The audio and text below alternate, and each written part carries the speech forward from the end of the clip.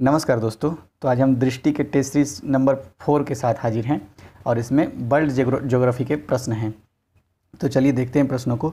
सबसे पहला प्रश्न है, हाल ही में प्रधानमंत्री ने राष्ट्र को समर्पित वाराणसी प्रयागराज 6 लेन चौड़ीकरण परियोजना उद्घाटन किया, यह खंड है। तो ये खंड जो है वो नेशनल हाईवे 19 यानी राष्ट्रीय राजमार्ग 19 का है। और वाराणसी जैसा कि पता ही होगा, वाराणसी संसदीय क्षेत्र है आदरणीय प्रधानमंत्री का। दूसरा प्रश्न देखते हैं, निम्नलिखित में से कौन सा युग्म सही सुमेलित नहीं है। तो जो सही सुमेलित है उसे पढ़ लेते हैं। रविन्द्रनाथ टैगोर साहित्य पुरस्कार राजकमल झा को मिला है। द लीजन ऑफ मेरिट पुरस्कार नरेंद्र मोदी को मिला है, पीएम नरेंद्र मोदी को। और लास्ट में जो लिखा हुआ है एमिनेंट इंजीनियर अवार्ड 2020, ये भी विनोद कुमार यादव को मिला है। जबकि जो ऑप्शन नंबर बी था साइंटिस्ट ऑफ द ईयर 2020, तो ये के सिवन को नहीं मिला है, बल्कि डीआरडीओ के एक अधिकारी हैं हेमंत कुमार पांडे, उनको मिला है। तो एक बार फिर से बोल देता हूँ, रविन्द्रनाथ टैगोर साहित्य पुरस्कार राजकमल झा को, साइंटिफिक ऑफ द ईयर 2020 पुरस्कार हेमंत कुमार पांडे जो डीआरडीओ के हैं, the Legion of Merit award Narendra Modi को मिला है, और eminent engineer award 2020 Vinod Kumar Yadav को मिला है।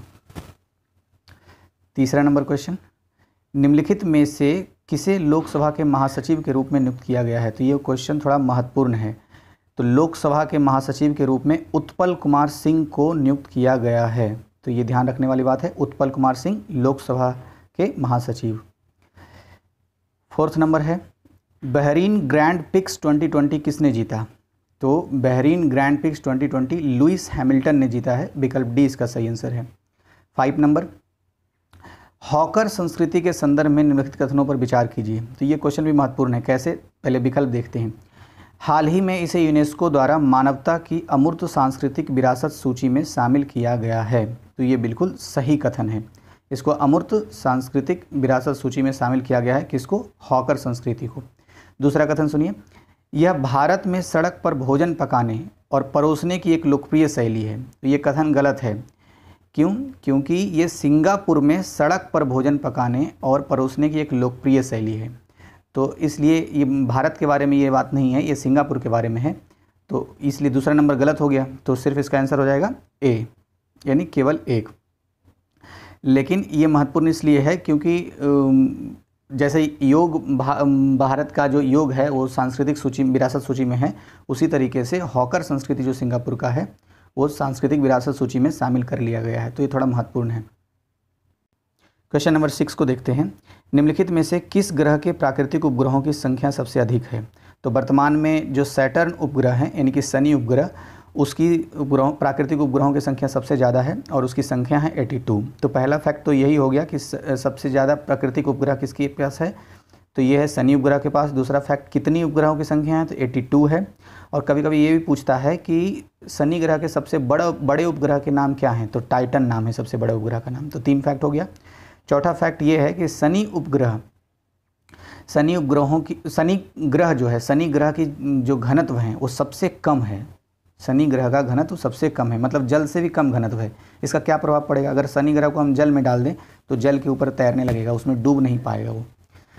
एक लास्ट फैक्ट जो 5वां फैक्ट है, अगर पूछे कि दूसरा सबसे बड़ा ग्रह कौन है जिसके पास प्राकृतिक उपग्रहों की संख्या सबसे ज़्यादा है, मतलब कि सेकेंड सबसे ज़्यादा प्राकृतिक उपग्रहों वाले ग्रह जो हैं वो जुपिटर है, यानी बृहस्पति है। 79 उपग्रहों की संख्या जुपिटर के पास है, जबकि 82 है सैटर्न के पास।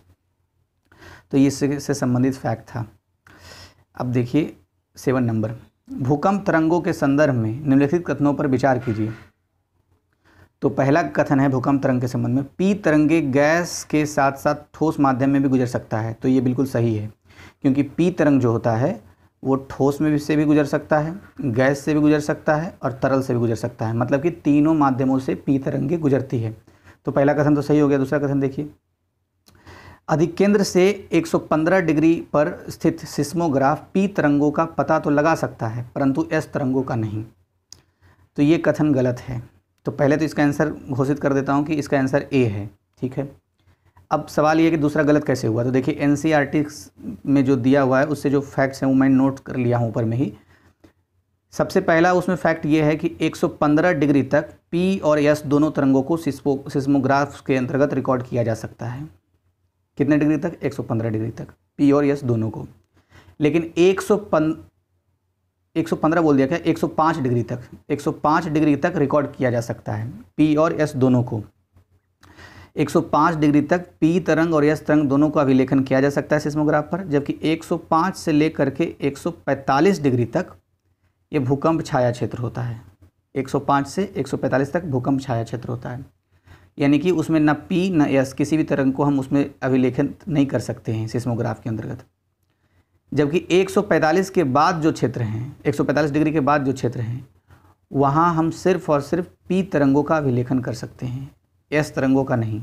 ठीक है, तो ये पॉइंट था। तो पहले तो ये समझ लीजिए कि यहाँ पर लिखा था अधिक केंद्र में 115 डिग्री पर स्थित, तो 115 डिग्री तो 105 से ज़्यादा हुआ और 145 से कम है, तो 145 और 105 के बीच में पड़ रहा है 115, इसलिए यहाँ कोई रिकॉर्ड ही नहीं होता। तो 115 क्या, कहीं पर कोई रिकॉर्ड नहीं होगा, कोई तरंगों का रिकॉर्ड नहीं होगा, पी हो या एस हो, कोई का नहीं, क्योंकि 105 से 145 तक भूकंप छाया क्षेत्र है। ठीक है, अब देखिए कुछ फैक्ट्स और हैं। क्या है?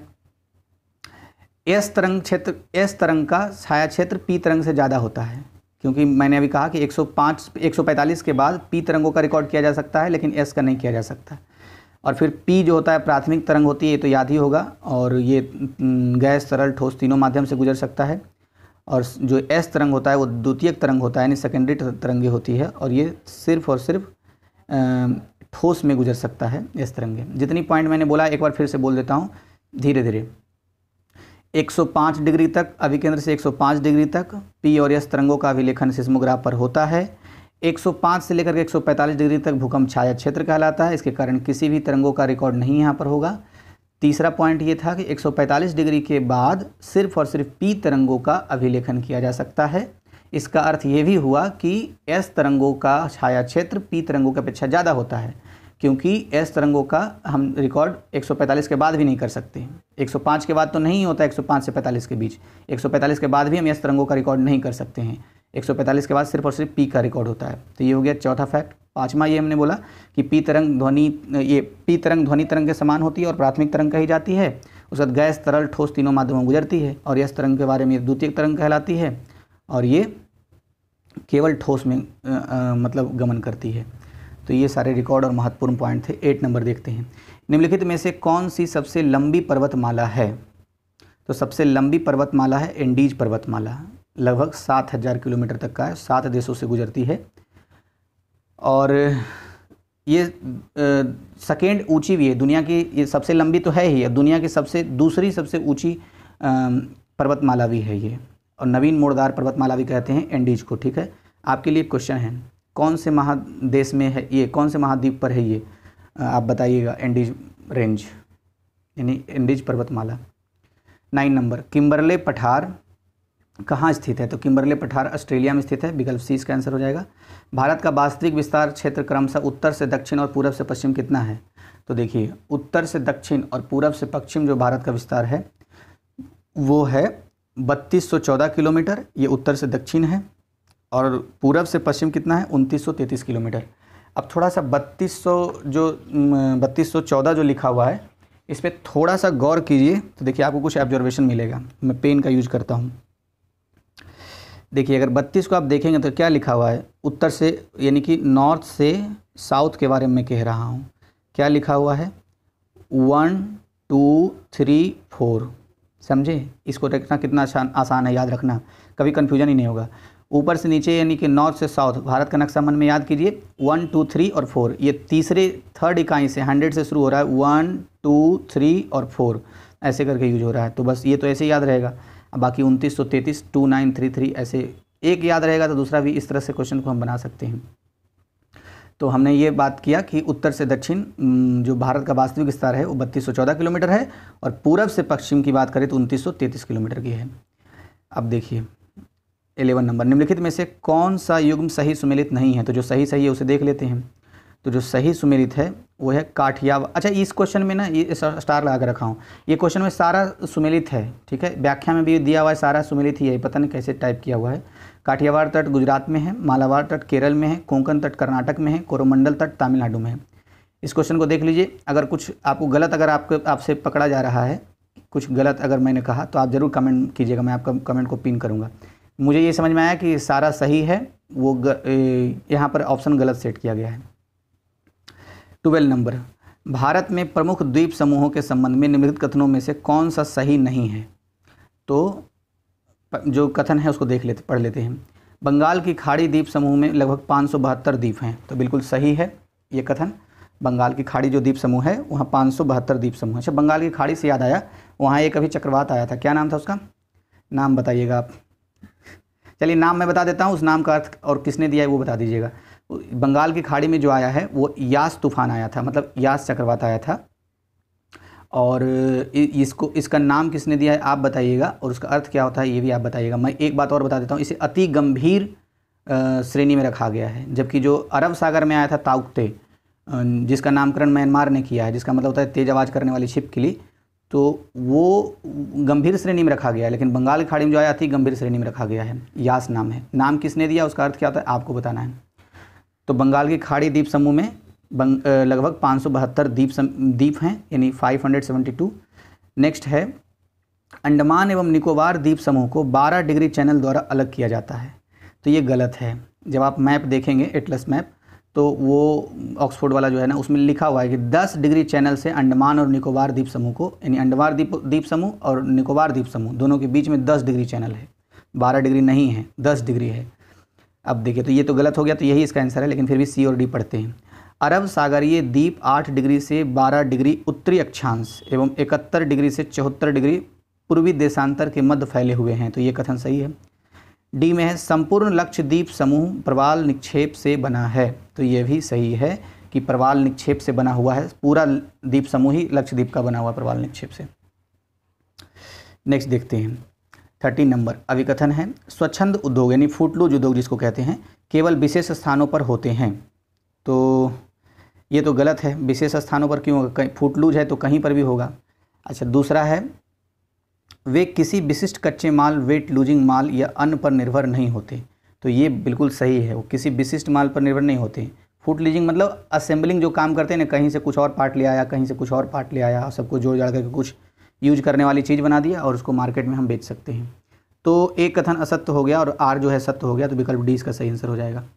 जैसे एक दो एग्जाम्पल आपको याद आ रहा है फूटलूज इंडस्ट्री का जैसे कंप्यूटर चिप्स की अगर इंडस्ट्री हो कहीं, तो ये फूटलूज इंडस्ट्री आती है। मोबाइल निर्माण की अगर कोई इंडस्ट्री हो, या फिर हीरा का जो इंडस्ट्री होता है, ये सब फूटलूज इंडस्ट्री का एग्जाम्पल है। एक दो चीज़ें और लिखी हुई है, वो क्या लिखी हुई है, कन्फ्यूजन हो रहा है। अच्छा हाँ, गैर प्रदूषण, अच्छा ये जो होता है फूटलूज इंडस्ट्री वो गैर प्रदूषणकारी होता है, मतलब प्रदूषण इससे नहीं फैलता है। और छोटे श्रम बल जो होते हैं, छोटे श्रम बल का नियोजन करता है कौन? फूटलूज इंडस्ट्री। 14 नंबर क्या है, निम्नलिखित में से किसे भारत में हरित क्रांति का जनक कहा जाता है? तो ये तो आसान क्वेश्चन है, एम.एस. स्वामीनाथन। ये सब क्वेश्चन अगर गलत हुआ तो सिलेक्शन से थोड़ा दूरी बढ़ा देता है ये, क्योंकि ये सब सबको सही पता होगा। तो एम.एस. स्वामीनाथन जो हैं वो भारत के हरित क्रांति के जनक हैं। अगर वर्ल्ड लेवल पर विश्व के हरित क्रांति के जनक पूछा जाता तो नॉर्मन बोरलॉग, याद रखना है। 15, निम्नलिखित में से कौन सा सुमेलित नहीं है? तो जो सुमेलित है उसे देख लेते हैं। एपीकल्चर मधुमक्खी पालन से संबंधित है, विटीकल्चर अंगूर की खेती से संबंधित है, सही है। पोमोलॉजी सब्जियों खेती, नहीं, पोमोलॉजी तो फलों की खेती से संबंधित होता है, तो विकल्प सी इसका आंसर हो जाएगा। यही तो पूछ रहा था कौन सुमेलित नहीं है। पोमोलॉजी फलों की खेती से संबंधित है, जबकि जो सब्जियों की खेती होता है वो ओलेरी कल्चर में किया जाता है। तो पीसी कल्चर मछली पालन से, देखिए फिर से बोल देता हूँ, पीसी कल्चर मछली पालन, पोमोलॉजी फलों की खेती, विटीकल्चर ओलरी कल्चर सब्जियों की खेती, एपीकल्चर मधुमक्खी पालन, विटीकल्चर अंगूर की खेती। ठीक है, मैंने क्या बोला? यही बोला कि एपीकल्चर मधुमक्खी पालन, विटीकल्चर अंगूर की खेती, पोमोलॉजी फलों की खेती और ओलेरी कल्चर सब्जियों की खेती, पीसी कल्चर मछली पालन। 16 नंबर, इन्वेस्ट इंडिया को वर्ष 2020 के संयुक्त राष्ट्र निवेश संवर्धन पुरस्कार 2020 का विजेता घोषित किया गया है। तो किसके द्वारा घोषित किया गया? अंकटाड के द्वारा। अंकटाड विकल्प 20 का सही आंसर है। व्यापार एवं विकास पर संयुक्त राष्ट्र का सम्मेलन द्वारा, तो इसी को अंकटाड कहते हैं। अंकटाड की स्थापना 1964 ईस्वी में हुई है और इसका हेडक्वार्टर जेनेवा में, स्विट्जरलैंड के जेनेवा में। 17 नंबर, महत्वपूर्ण दिवस है। तो राष्ट्रीय प्रदूषण दिवस कब मनाया जाता है? राष्ट्रीय प्रदूषण दिवस 2 दिसंबर को मनाया जाता है। उसके बाद नेशनल मैथमेटिकल डे, तो नेशनल मैथमेटिकल डे मनाया जाता है 22 दिसंबर को। और इसके बाद है ह्यूमन राइट डे, तो ह्यूमन राइट डे 10 दिसंबर को मनाया जाता है। और नेशनल फार्मर डे की बात करें तो 23 दिसंबर को मनाया जाता है। एक बार फिर से बोल देता हूँ, राष्ट्रीय किसान दिवस 23 दिसंबर, उसके बाद मानवाधिकार दिवस 10 दिसंबर, राष्ट्रीय गणित दिवस कितना था 22 दिसंबर, और अच्छा 22 दिसंबर को राष्ट्रीय गणित दिवस और उसके एक दिन बाद यानी 23 दिसंबर को राष्ट्रीय किसान दिवस। ये हो गया 2, 22, 23। अच्छा फिर नेशनल पॉल्यूशन राष्ट्रीय प्रदूषण दिवस 2 दिसंबर को मनाया जाता है। अच्छा 1 दिसंबर को क्या एड्स दिवस मनाया जाता है, तो 1 दिसंबर को एड्स दिवस और 2 दिसंबर को राष्ट्रीय प्रदूषण दिवस। तो एक तो ऐसे याद रह सकता है, राष्ट्रीय किसान दिवस और ये राष्ट्रीय गणित दिवस, ये दोनों याद रह सकता है। राष्ट्रीय किसान दिवस कब मनाया जाता है 23 दिसंबर को, और राष्ट्रीय गणित दिवस मनाया जाता है 22 दिसंबर को। तो ये हो गया। नेक्स्ट, थोड़ा ऑब्जर्वेशन इसे करना पड़ता है समय दे करके, तभी जाके दिमाग में रहेगा, वरना इतना शुद्ध फैक्ट कैसे याद रहेगा। प्रधानमंत्री द्वारा 29 दिसंबर 2020 को पूर्वी समर्पित फ्रेट कॉरिडोर के महत्वाकांक्षी न्यू भावपुर न्यू खुर्जा खंड का उद्घाटन किया गया। तो ये उत्तर प्रदेश में किया गया, विकल्प 20 का सही आंसर है। 19, निम्नलिखित में से किस देश के साथ बांग्लादेश ने अपने पहले अधिमान्य व्यापार समझौता, जिसको PTA भी कहते हैं, पर हस्ताक्षर किया है? तो पहला 1971 में बांग्लादेश का गठन हुआ, उस समय से जो पहला PTA समझौता अगर किसी से किया है तो भूटान से किया है। तो विकल्प C इसका सही आंसर हो जाएगा। अच्छा PTA क्या होता है? PTA जब किसी के साथ समझौता कोई देश करता है ना, तो एक उत्पादों की सूची बना लेता है कि उत्पाद A, उत्पाद B, उत्पाद C जो होगा उसमें प्रशुल्क कटौती होगा, मतलब जो शुल्क लगता है ना एक देश से दूसरे जान सीमा के पास, वो नहीं लगेगा। अच्छा 20 नंबर, 30 दिसंबर 2020 को केंद्रीय मंत्रिमंडल ने वर्ष 2021 में 3 भारतीय मिशनों को शुरू करने की मंजूरी दी। निम्नलिखित में से कौन सा देश उनमें से एक नहीं है? तो उनमें से एक लिथुआनिया नहीं है, जबकि एस्टोनिया है, डोमिनिकन गणराज्य है और पराग्वे है। ठीक है, नेक्स्ट, इसको मैप में जरूर लोकेट कीजिएगा। 21 नंबर, निम्नलिखित में से कौन सा युग्म सही सुमेलित है? तो घास, भूमि और क्षेत्र दिया हुआ है, कौन सही सुमेलित है उसको देखना है। तो देखिए स्टेपी जो है वो मध्य एशिया का है, तो ये तो सही सुमेलित है। ठीक है, इसके बाद जो है कुछ लिख के रखा था कहीं पे मैंने, इसमें इंपॉर्टेंट चीज़ें हैं कुछ। अच्छा हाँ, इधर मिल गया। तो पंपास जो है वो पंपास ये लानोस जो हो गया, ये सब कहाँ का है? ये सही सुमेलित नहीं है। सही सुमेलित सिर्फ और सिर्फ पता है कौन था? सही सुमेलित 1 और 4 था। स्टेपी का मध्य एशिया है और डाउन्स का ऑस्ट्रेलिया है। ठीक है, बाकी जो इसके अलावा है, जैसे कि एक है रेंज लैंड्स, तो रेंज लैंड भी ऑस्ट्रेलिया से संबंधित है। ठीक है, पंपास था, लानोस है, ये सब पंपास लानोस ये सब नॉर्थ अमेरिका का नहीं साउथ अमेरिका का है। ठीक है, अब थोड़ा सा बात है जो मैं बताता हूँ, मतलब रिवीजन ऐसी करा रहा हूँ आपका। दो तरह के ग्रीनलैंड ग्रास लैंड होते हैं, एक तो होता है उष्णकटिबंधीय ग्रास लैंड, एक होता है शीतोष्ण कटिबंधीय ग्रास लैंड। तो उष्णकटिबंधीय ग्रास लैंड में सवाना होता है, जो कि आपको कहाँ मिलेगा? अफ्रीका में मिलेगा। कंपोस होता है, ये उष्णकटिबंधीय का नाम बोल रहा हूँ, कंपोस कहाँ मिलेगा आपको? ब्राज़ील में मिलेगा। लानोस होता है, लानोस कहाँ मिलेगा? तो ये आपको मिलेगा लानोस कहाँ मिल सकता है लानोस? इसको एक तो वेनेजुएला में मिलता है लानोस, एक जगह और कोई है मुझे याद नहीं आ रहा है। तो खैर, अब मैंने बोला कि उष्णकटिबंधीय सवाना है, कंपोस है, लानोस है। ठीक है, शीतोष्ण में प्रेयरी आता है, पंपास आता है जो कि ये ऑप्शन में दिया हुआ है अमेरिका में है, बेल्ट आता है साउथ अफ्रीका का है, डाउन्स आता है जो ऑस्ट्रेलिया का है, ये शीतोष्ण है, और स्टेपी होता है जो मध्य एशिया का है। तो ये सारे होते हैं। ठीक है, मैं एक बार फिर से बोल देता हूँ, ग्रासलैंड 2 तरह के होते हैं, उष्णकटिबंधीय, शीतोष्ण कटिबंधीय। शीतोष्ण में prairie, pampas, belt, downs, steppe होता है, और उष्णकटिबंधीय में सवाना, कंपोस और लानोस होता है। आप इसको एक बार मैप में ज़रूर लोकेट कीजिएगा, तो क्योंकि इससे क्वेश्चन पता है सीधा नंबर आ जाता है इससे, ये सब में गलती करना बहुत ज़्यादा रिस्क है। 22 number, Grand Ethiopian Renaissance Dam किस नदी पर बनाया गया है? तो Grand Ethiopian Renaissance Dam Blue Nile नदी पर बनाया गया है, इसे हिडासे डैम भी या मिलेनियम डैम भी कहते हैं। 23, ओमुआमुआ शब्द हाल ही में समाचारों में था, यह किससे संबंधित है? तो इंटरस्टेलर ऑब्जेक्ट से संबंधित है। सबसे पहला ऐसा ज्ञात है, मतलब कि हमारे सौरमंडल से दूसरे सौरमंडल का कोई ग्रह हमारे सौरमंडल में आ गया था शायद भटकते हुए, तो उसी को बोलते हैं ओमुआमुआ। तो यहाँ पर इंटरस्टेलर ऑब्जेक्ट से संबंधित है, ये विकल्प बी हो गया सही। 24 नंबर, निम्नलिखित में से कौन सी ठंडी महासागरीय धाराएँ हैं? तो ठंडी महासागरीय धाराएँ इसमें से एक तो है ओयासियो। तो ओयासियो इन 3 नंबर किस में है? 2 में है, बी में और डी में। तो एक तो ओयासियो हो गया, दूसरा कौन है? लैब्राडोर, दूसरा लैब्राडोर है। हाँ, लेब्राडोर ही है, सही है। 3 और 4, तो इसमें हो जाएगा विकल्प कौन सा, बी नंबर हो जाएगा। लेब्राडोर और ओयासियो ये दोनों क्या है, ठंडी महासागरीय धाराएं। देखिए ग्रासलैंड और महासागरीय धाराएं जब भी आए तो पूरा पूरा रिवीजन कर लेना चाहिए, क्योंकि ये सब एकदम बिल्कुल इसमें गलती दोनों चीज़ में बिल्कुल कभी करने का नहीं है। तो ठंडी जल धाराओं को मतलब समझने का 2 तरीका है, एक तो ठंडा और गर्म जो है उसका लिस्टिंग कर लें, नहीं तो हर महासागर से अटलांटिक में कौन गर्म है कौन ठंडा है, या फिर प्रशांत महासागर में कौन गर्म कौन ठंडा है। तो खैर ऐसे करके भी इसको याद रखा जा सकता है। फिलहाल यहाँ 2 याद रखना है, ये भी एलिमिनेशन में काम देगा। लेब्राडोर और ओयासियो, ये जो है जापान के पास है ओयासियो, तो ये जो धाराएँ हैं वो ठंडी महासागरीय जल धाराएँ हैं। 25 राष्ट्रीय जलमार्ग और विस्तार है, तो मैच कराना है इसको। तो इसमें तो देखिए जैसे राष्ट्रीय जलमार्ग 1 जो है तो पता ही होगा इलाहाबाद से हल्दिया है, तो सी का 1 कहाँ है, सी का 1 2 जगह में है, सी और डी में। इसके अलावा जो राष्ट्रीय जलमार्ग जो 2 है वो कहाँ है, राष्ट्रीय जलमार्ग 2 आपका हो जाएगा बी का 2 है। अच्छा बी का 2 यानी कि ये कोट्टयम से कोल्लम, तो इसका ऑप्शन है 4 2 1 3। मैं पढ़ देता हूँ सिर्फ सही। तो ये राष्ट्रीय राजमार्ग 2 जो है वो सदिया धुबरी से है, सदिया धुबरी असम के साइड वाला।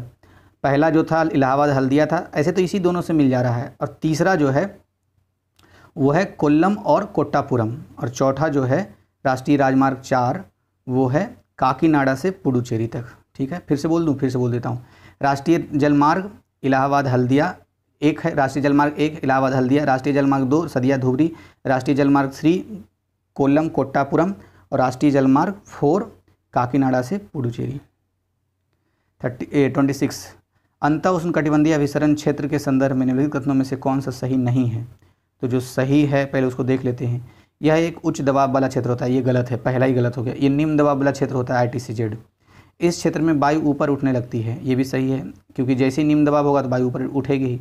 ITCZ के उत्तर की ओर खिसकने के कारण दक्षिणी गोलार्ध की व्यापारिक पवनें विषुवत वृत्त को पार कर जाती है। हाँ, यही कारण है कि भारत में मानसून आता है। मतलब सिर्फ एक कारण नहीं है, इसमें से एक कारण ये है। डी नंबर, शीत ऋतु में ITCZ दक्षिण की ओर खिसकता है, तो ये भी सही है। तो 27 नंबर देखते हैं। पर्यावरणीय, सामाजिक और ग्रामीण विकास में मदद करने के उद्देश्य से बंजर भूमि पर जंगलों और वनीकरण का प्रबंधन तथा संरक्षण कहा जाता है, इसको सामाजिक वानिकी यानी सोशल फॉरेस्ट्री कहते हैं, विकल्प सी। 28 अभिकथन है। दक्षिण भारत में ग्रीष्म ऋतु उत्तर भारत से अधिक तीक्ष्ण होती है, तो बिल्कुल गलत लाइन है ये। दक्षिण भारत में ग्रीष्म ऋतु उत्तर भारत से अधिक तीक्ष्ण नहीं होती है। क्यों? क्योंकि वहाँ समकारी प्रभाव होता है। अब ये समकारी प्रभाव क्या है? समकारी प्रभाव का मतलब समुद्री धाराओं का जो उसके तटीय भूमि पर जो प्रभाव होता है उसको समकारी प्रभाव कहते हैं। तो इसलिए वो जल के किनारे वाला ग्रीष्म ऋतु उतना खराब नहीं होता है, उतना तीक्ष्ण नहीं होता है जैसा कि उत्तर भारत में देखने को मिलता है। कारण क्या है? दक्षिणी भारत के प्रायद्वीपीय स्थिति समुद्र के समकारी प्रभाव के कारण, तो हाँ सही, समकारी प्रभाव के कारण यहाँ के तापमान को उत्तरी भारत में प्रचलित तापमानों से नीचे रखती है, तो ये बिल्कुल सही है। देखिए जो क्षेत्र जल के जितना नज़दीक होगा वहाँ डिफरेंस ऑफ टेम्परेचर उतना ही कम होता है। तो इसका आंसर क्या हो जाएगा? इसका आंसर हो जाएगा डी, ए गलत है, आर सही है। 29 कोपेन की योजना के अनुसार अब AW निरूपित करता है, तो AW का मतलब अब होता है उष्णकटिबंधीय सवाना वन। तो उष्णकटिबंधीय सवाना जो जोन है उसका मतलब अब होता है कोपेन के अनुसार AW, ए कैपिटल है, W स्मॉल है। 30 कर्क रेखा निम्नलिखित में से किस राज्य से होकर नहीं गुजरती है? तो देखिए पहले इसका आंसर बता देता हूँ। उड़ीसा से होकर नहीं गुजरती है, लेकिन एक ट्रिक मुझे याद है, आपको भी शायद बहुत लोगों को याद होगा। कर्क रेखा पहले 8 राज्यों से होकर गुजरती है, ये फैक्ट भी दिमाग में रखने का है। एक ट्रिक है, मैं लिखता हूँ यहाँ पर, समय पता नहीं ज़्यादा हो जाएगा क्या। मित्र गमछा झार, अच्छे से देखिए, मित्र गमछा झार ऑन वेस्ट बंगाल, अब देखिए क्या है, यही 8 राज्य हैं। मित्र गमछा झार ऑन वेस्ट बंगाल। मी से मिजोरम, त्र से त्रिपुरा, ग से गुजरात, म से मध्य प्रदेश, छ से छत्तीसगढ़, झ से झारखंड और ऑन वेस्ट बंगाल, बस इतना ही है। ऑन वेस्ट बंगाल मतलब पश्चिम बंगाल। तो ये 8 राज्य हैं, ठीक है। 3 2 5 6, अच्छा सही हुआ क्या? अच्छा आर से राजस्थान भी है, झ से झारखंड, आर से राजस्थान। तो ये सारे हैं। इस मित्र गमछा झार याद रखिए, एक बार लोकेट कर लीजिए, मतलब दिमाग में रह जाएगा। 31 हाल ही में विश्व धरोहर स्थलों की सूची में ग्वालियर और ओरछा को शामिल करने के साथ भारत ने यूनेस्को की विश्व धरोहर स्थलों की कुल संख्या कितनी है भारत में? तो भारत में विश्व धरोहर की संख्या अब कुल मिलाकर के 40 हो चुकी है। उसमें से 32 सांस्कृतिक विश्व धरोहर हैं, 7 प्राकृतिक हैं, तो 32 7 39 हो गया, और एक जो है मिश्रित है तो 40 हो गया है। विकल्प सी इसका सही आंसर 32। आत्मनिर्भर भारत रोजगार योजना के संदर्भ में, तो जो सही कथन है उसको देखना है, कथन पढ़ लेते हैं। पहला कथन है, इस योजना को केंद्रीय मंत्रिमंडल द्वारा अनौपचारिक क्षेत्र में रोजगार को बढ़ावा देने के लिए दिसंबर 2020 में अनुमोदित किया गया है। तो ये गलत है, अनौपचारिक नहीं, औपचारिक क्षेत्र में रोजगार को बढ़ावा देने के लिए दिसंबर 2020 में अनुमोदित किया गया है। दूसरा, इस योजना की संपूर्ण अवधि 20 से 23 है, तो हाँ बिल्कुल सही है, 2020 से 2023 है। कौन सी योजना की पता चल रहा है, आगे पढ़ रहे हैं कथन और क्वेश्चन ही भूल गए। आत्मनिर्भर भारत रोजगार योजना की इसकी अवधि कितनी है? 2020 से 23। योजना के तहत भारत सरकार 1 अक्टूबर 2020 से लेकर 30 जून 2021 तक संलग्न किए गए नए कर्मचारियों के संबंध में 2 वर्ष के लिए सब्सिडी प्रदान करेगी। तो बिल्कुल सही है, 2 3 सही हो गया, विकल्प बी नंबर इसका आंसर है। 33, निम्नलिखित में से किस देश ने 2 दिसंबर 2020 को जलवायु आपातकाल घोषित किया है? तो न्यूजीलैंड। ये देखिए लगभग प्रत्येक टेस्ट सीरीज में मिल रहा है ज्योग्राफी के, तो और जीएस वर्ल्ड का भी ज्योग्राफी का अपलोडेड है, तो उसको भी नहीं देखा है जरूर देखिएगा। जैसे ये खत्म होगा ध्येय का ज्योग्राफी वाला अपलोड कर दूंगा। तो जो ये न्यूजीलैंड ने है जो जलवायु आपातकाल घोषित किया है। अच्छा, न्यूजीलैंड से संबंधित एक न्यूज़ और मुझे याद आ रहा है। भारत की एक महिला हैं, उन्होंने पहली बार वहाँ के केंद्रीय कैबिनेट मिनिस्ट्री में शामिल हुई हैं। उनका नाम मुझे याद नहीं आ रहा है, आपको अगर याद आ रहा हो, कहीं टेस्ट सीरीज में डिस्कस किया तो ज़रूर आप सबको रिमाइंड करवाइए कमेंट करके, ठीक है। अच्छा, तो अभी हम बात कर रहे थे कि न्यूजीलैंड जो है, न्यूजीलैंड में जलवायु आपातकाल घोषित किया गया। दरअसल वहाँ ना ग्रीन पीस संस्था है, ग्रीन पीस संस्था न्यूजीलैंड, उसने कहा था, सरकार को सिफारिश किया था कि मतलब जलवायु आपातकाल घोषित करना चाहिए। उसके पीछे कुछ कारण दिए हैं। अच्छा, एक बात और है कि 2025 तक न्यूजीलैंड ने घोषित किया है कि सार्वजनिक क्षेत्र में कार्बन न्यूट्रल बना देगा देश को, ऐसा उन्होंने घोषित किया है खुद से। 34, ग्लोबल टेररिज्म इंडेक्स 2020 में भारत की रैंक क्या है? तो ग्लोबल टेररिज्म 2020 में भारत की रैंकिंग तो 8वीं है, लेकिन यहाँ पर मैंने कुछ और नोट किया है महत्वपूर्ण रैंकिंग, क्योंकि इसको पता है ऐसे ही याद रखा जाएगा, एक ही बार रैंकिंग पढ़ने से याद नहीं रहता है। तो मैंने सोचा है जहाँ जहाँ रैंकिंग वाली आएगी बात वहाँ वहाँ बोलूँगा। देखिए धीरे धीरे बोलता हूँ, ध्यान सुनिएगा। ग्लोबल टेररिज्म इंडेक्स 2020 में भारत की रैंकिंग तो 8वीं है, ये तो पता चल ही गया। अब क्योंकि रैंकिंग से 1-2 क्वेश्चन रहेंगे, तो एक आता है ग्लोबल जेंडर गैप रिपोर्ट, जी। तो ग्लोबल जेंडर गैप रिपोर्ट में 140वां स्थान है भारत का 156 देशों में से, 140वां स्थान, सिर्फ स्थान बोलता हूँ। भ्रष्टाचार बोध सूचकांक में 86वां स्थान है। प्रेस स्वतंत्रता सूचकांक में 142वां स्थान है। विश्व प्रसन्नता रिपोर्ट में हमारा स्थान 139 है, 149 देशों में 139 है, यानी कि हम सिर्फ दुनिया 149 देशों में से मात्र 10 देशों से ही ज़्यादा खुश हैं।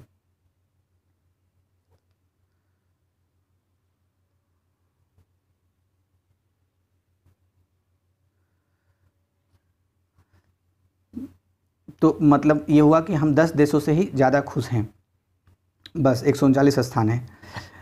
नेक्स्ट क्या है? नेक्स्ट एक और बच गया, HDI इंडेक्स। HDI इंडेक्स महत्वपूर्ण है, 131वां स्थान है HDI इंडेक्स में। देखिए फिर से बोलता हूँ, ग्लोबल टेररिज्म इंडेक्स में 8वां स्थान है और 5 एक्स्ट्रा पॉइंट बताया हूँ। ग्लोबल जेंडर गैप इंडेक्स 2021 में 140वां स्थान, भ्रष्टाचार बोध सूचकांक में 86वां स्थान, और प्रेस स्वतंत्रता सूचकांक में 142वां स्थान, विश्व प्रसन्नता सूचकांक में 139वां स्थान, HDI में 131वां स्थान। जब जब आएगा कोई सूचकांक मैं बार बार बोलता रहूँगा, आप खाली सुनते रहिए, आपको ऐसे ही याद हो जाएगा। हो सकेगा तो एक बार लिख लीजिएगा। हाल ही में समाचारों में रहा नोंगपोक सेकमई क्या है? तो Nongpok Sekmai best police station of India है, भारत का सर्वश्रेष्ठ पुलिस स्टेशन। कहाँ है ये? नोंगपोक सेकमई, ये है मणिपुर में। अब मणिपुर के राज्यपाल कौन है? नजमा हेपतुल्ला, याद रखना है। उसके बाद नेक्स्ट है 36, ट्रांस साइबेरियन रेलवे के संदर्भ में निम्नलिखित कथनों पर विचार कीजिए। तो ट्रांस पहला क्या है? यह पश्चिम में बाल्टिक सागर से पूर्व में जापान सागर तक परिचालित है। तो बिल्कुल सही है, पश्चिम में बाल्टिक सागर से और पूर्व में जापान सागर तक। तो इसको सेंट पीटर्सबर्ग से व्लादिवोस्तोक भी कह सकते थे। व्लादिवोस्तोक जो है जापान सागर के नज़दीक है, सेंट पीटर्सबर्ग इधर पश्चिम में है, बाल्टिक सागर के आसपास। यह विश्व का सबसे लंबा विद्युतीकृत रेल मार्ग है, तो ये भी सही है, 9332 किलोमीटर का है, तो सही है ये दोनों। विकल्प सी इसका आंसर हो जाएगा। 37 भारत की निम्नलिखित में से कौन सी अनुसूचित जनजाति अपने अफ्रीकी मूल के लिए प्रसिद्ध है? तो कर्नाटक की सिद्दीज जाति जो है अफ्रीकी मूल के लिए प्रसिद्ध है, विकल्प ए। निम्नलिखित में से कौन सा जलवायु प्रकार गर्म शुष्क ग्रीष्मकाल और शीतकाल में वर्षा की एकाग्रता की विशेषता रखता है? तो वर्षा की एकाग्रता की विशेषता कौन रखता है? भूमध्य सागरीय जलवायु शीतकाल में। अच्छा, भूमध्य सागरीय जलवायु जब भी आएगा तो याद रखिए, जहाँ पर भी रहेगा भूमध्य सागरीय जलवायु वहाँ पर खट्टे रसदार फल होंगे। 39 महासागर का स्तर इस नाम से भी जाना जाता है, तो कौन से नाम से जाना जाता है? जो एपिपीलैजिक जोन जो होता है, एपिपीलैजिक जोन क्या होता है? सनलाइट जोन के नाम से भी जाना जाता है। उसके बाद फिर है मेसोपैलेजिक जोन, तो मेसोपैलेजिक जोन जो होता है वो गोधुली क्षेत्र के नाम से भी जाना जाता है। फिर है बाथ पैलेजिक जोन, बाथ पैलेजिक जोन किस नाम से जाना जाता है? मिडनाइट जोन के नाम से जाना जाता है। और हैडल पैलेजिक जोन ये गहरा क्षेत्र के नाम से, इन्हें डीपेस्ट जोन के क्षेत्र से नाम से जाना जाता है। फिर से एक बार बोलता हूँ सही मैंने बोला एपीपैलेजिक जोन सनलाइट जोन के यानी कि सूर्य प्रकाश क्षेत्र के नाम से, मेसोपैलेजिक जोन ये ट्विन लाइट जोन के नाम से भी जाना जाता है, और बाथ पैलेजिक जोन ये मध्यरात्रि क्षेत्र या मिडनाइट जोन के नाम से जाना जाता है, और हैंडल पैलेजिक जोन ये डीपेस्ट जोन के नाम से जाना जाता है। 40 नंबर, इनमें से किस भारतीय राज्य की सीमा बांग्लादेश से लगती है? तो इस जो विकल्प दिया हुआ इसमें से मिजोरम की लगती है। वैसे बांग्लादेश के बारे में एक दो फैक्ट और याद आ रहा है। पहला तो ये कि बांग्लादेश जो भारत के जितने भी पड़ोसी देश हैं उसमें सबसे ज़्यादा जो सीमा टच करती है, सबसे ज़्यादा लंबी सीमा तो बांग्लादेश से टच करती है। और एक क्वेश्चन ये भी बन सकता है कि भारत के कौन से राज्यों की सीमा सबसे ज़्यादा बांग्लादेश से टच करती है? तो ये है पश्चिम बंगाल, 2217 किलोमीटर टच करती है। ये हो गया, ठीक है। वैसे इसमें से जो राज्य हैं 5 राज्य हैं भारत के जो बांग्लादेश के सीमा से टच करते हैं, असम, पश्चिम बंगाल, मिजोरम, मेघालय और त्रिपुरा। 41 भारत का सबसे प्राचीनतम भौगोलिक क्षेत्र है? तो सबसे प्राचीनतम भौगोलिक क्षेत्र पेनिनसुलर प्लेट्यू है, विकल्प 20 का सही आंसर है। उत्तर प्रदेश के किस जिले को भारत की इत्र राजधानी के नाम से भी जाना जाता है? तो इत्र राजधानी के नाम से जाना जाता है कन्नौज को। इत्र राजधानी या फिर बीड़ी का क्षेत्र भी उत्पादन भी वही होता है, वही बीड़ी जलेले जिगर से पिया, गाना तो सुना ही होगा आपने। तो बीड़ी और इत्र के क्षेत्र में, मतलब भारत की इत्र राजधानी तो कहा ही जाता है कन्नौज को, और बीड़ी उत्पादन में भी कन्नौज का नाम आता है। 43 उत्तर प्रदेश राज्य खनिज विकास निगम लिमिटेड की स्थापना किस वर्ष की गई? तो 1974 23 मार्च 1974 में उत्तर प्रदेश राज्य खनिज विकास निगम बोर्ड के मतलब लिमिटेड की स्थापना की गई। 44 नमामि गंगे कार्यक्रम के संदर्भ में विचार करना है कथनों पर, सही कथन की पहचान करने के लिए। पहला कथन है इसे केंद्र सरकार द्वारा वर्ष 2014 में लॉन्च किया गया, तो सही है, जून 2014 में लॉन्च किया गया था। दूसरा, नमामि गंगे कार्यक्रम के मुख्य स्तंभों में से एक जैव विविधता है, तो हाँ बहुत सारे स्तंभ हैं, उसमें से एक जैव विविधता स्तंभ भी है। दोनों सही था, सी विकल्प नंबर 6 इसका आंसर हो जाएगा। सूची 1, 2 झील है और स्थान है। तो डिडवाना झील राजस्थान से संबंधित है, बेम्बनाड झील ये केरल का है, उसके बाद फुलहर झील ये उत्तर प्रदेश का है, उत्तर प्रदेश का फुलहर झील तो याद रखिएगा, और लोनार झील ये महाराष्ट्र का है। देखिए एक बात और मुझे याद आ रही है, अभी रामसर साइट का नाम आपने सुना होगा, तो उसमें से ऐसे तो एक क्वेश्चन तो मैं आपसे भी पूछ के छोड़ देता हूँ, फिर एक दो बात बताता हूँ। आपको ये बताना है, वैसे रामसर साइट की संख्या 42 हो चुकी है भारत में, तो 42वां रामसर साइट कौन सा है? इसी वर्ष का ये न्यूज़ है, ठीक है। आप बताइएगा, लद्दाख से संबंधित है, नाम बताइएगा आप, ठीक है, हिंट दे दिया इतना। लेकिन मैं ये बताना चाह रहा था कि उत्तर प्रदेश में एक आगरा है, तो आगरा में कीथम झील करके एक है, इसी को कौन सरोवर झील भी तो कहते हैं, मैंने लिख के रखा था, एक मिनट। तो कीथम सरोवर झील जो है वो, हाँ सूर सरोवर या कीथम सरोवर नाम एक ही है, आगरा, इसको भी रामसर साइट में शामिल किया गया है। तो ये करंट न्यूज़ है, तो याद रखना है इसको, ठीक है। मैं फिर से बोल देता हूँ, हमने कहा कि डिडवाना जो झील है ये राजस्थान संबंधित है, बेम्बनाड झील केरला संबंधित है, फुलहर झील उत्तर प्रदेश संबंधित है, और लोनार झील महाराष्ट्र संबंधित। लोनार भी अभी न्यूज़ में था, ये भी हाल फिलहाल में ही किया गया है इसको। लेकिन सुर सरोवर या कीथम झील जो आगरा शहर से था उसको जरूर याद रखना है। 46 दिसंबर 2020 में कोलकाता के माजर हाट पुल का नाम बदलकर किया गया, तो जय हिंद ब्रिज पुल कर दिया गया है, विकल्प 20 का सही आंसर है। 47 मार्ग अभ्यास यानी पासेक्स के संबंध में निम्नलिखित कथनों पर विचार कीजिए। तो पहला कथन क्या है? दिसंबर 2020 में भारत और रूस की नौसेना ने संयुक्त रूप से इस अभ्यास का आयोजन किया। नौसेना ने किया है, यहाँ पर लिखा हुआ है वायुसेना ने किया है, ठीक है, तो मैंने सही पढ़ा है, तो यानी पहला नंबर गलत है। तो देखिए क्वेश्चन ऐसे ही बना देता है, वाह नौसेना और वायुसेना। तो भारत रूस के बीच हुआ है पासेक्स, ये तो एक पहला फैक्ट हो गया। दूसरा ये नौसेना का अभ्यास था, ठीक है। यह पूर्वी हिंद महासागर क्षेत्र में आयोजित किया गया, तो ये भी सही है। तो सिर्फ 2 सही था और पहला गलत था, इसलिए विकल्प 20 का आंसर हो जाएगा। तो पासेक्स भारत रूस और नौसेना का अभ्यास। 48 निम्नलिखित में से किसे टाइम मैगजीन का किड ऑफ द ईयर नामित किया गया है? तो गीतांजलि राव को, भारतीय मूल की हैं लेकिन अमेरिका में है ये। गीतांजलि राव को kid of the year time magazine ने कहा। 49 निम्नलिखित में से कौन सा देश दिसंबर 2020 में चंद्रमा की सतह पर अपना राष्ट्रीय ध्वज फहराने वाला विश्व का दूसरा देश बन गया है? तो दूसरा देश चाइना बन गया। पहला देश कौन था? यूएसए, अमेरिका था। 1967 में फहराया था, 1969 में फहराया था, 1969 में, और अपोलो 11 मिशन के तहत गया था। 50 नरेंद्र सिंह कपानी का हाल ही में निधन हो गया, उन्हें जाना जाता है? तो Narendra Singh Kapany father of fibre optics थे। फाइबर ऑप्टिक्स याद आ ही रहा होगा आपको। अच्छा, आपसे एक क्वेश्चन पूछता हूँ, ये फिजिक्स का है, ठीक है। फिजिक्स का प्रीवियस ईयर का क्वेश्चन तो अपलोड हो ही रहा है, तो उसको देख लीजिएगा। ये क्वेश्चन आया हुआ है, जो फाइबर ऑप्टिक्स होता है वो फाइबर ऑप्टिक्स जो काम करता है कौन से सिद्धांत के तहत काम करता है? मतलब प्रकाश का कौन सा सिद्धांत है? आप कमेंट बॉक्स में बताइएगा, ठीक है। वैसे अभी जो डिस्कस किया है, फाइबर ऑप्टिक्स के जनक कहे जाते हैं नरेंद्र सिंह कपानी। 51 भी पढ़ ही देता हूँ। हिंद महासागर के निम्नलिखित द्वीपों में से पश्चिम से पूरब की ओर व्यवस्थित कीजिए। तो बाकी देखिए सारा व्यवस्थित है, मैं सिर्फ पढ़ता हूँ, आप इसको मैपिंग कर लीजिएगा। जैसे ही वीडियो खत्म होगा वैसे ही सबसे पहले सुकोत्रा द्वीप आएगा जब आप हिंद महासागर में पश्चिम से पूरब देखेंगे, तो सुकोत्रा द्वीप। सुकोत्रा द्वीप पर प्रशासन यमन का चलता है। उसके बाद आपका आएगा रियूनियन द्वीप। उसके बाद आएगा आपका डियो गार्सिया, जिस पर रियूनियन पर फ्रांस का प्रशासन है, डियो गार्सिया पर यूके यानी कि यूनाइटेड किंगडम का है, और फिर आएगा शहीद द्वीप जिस पर भारत का प्रशासन है, ठीक है। तो ख़त्म हुआ। अच्छा लगा तो लाइक कीजिए, आप डिसलाइक भी कर सकते हैं, सुझाव भी दे सकते हैं, किंतु कारण जरूर बताइएगा अगर आप डिसलाइक कर रहे हैं तो, ताकि मैं आपको और ज़्यादा मदद कर सकूँ। धन्यवाद।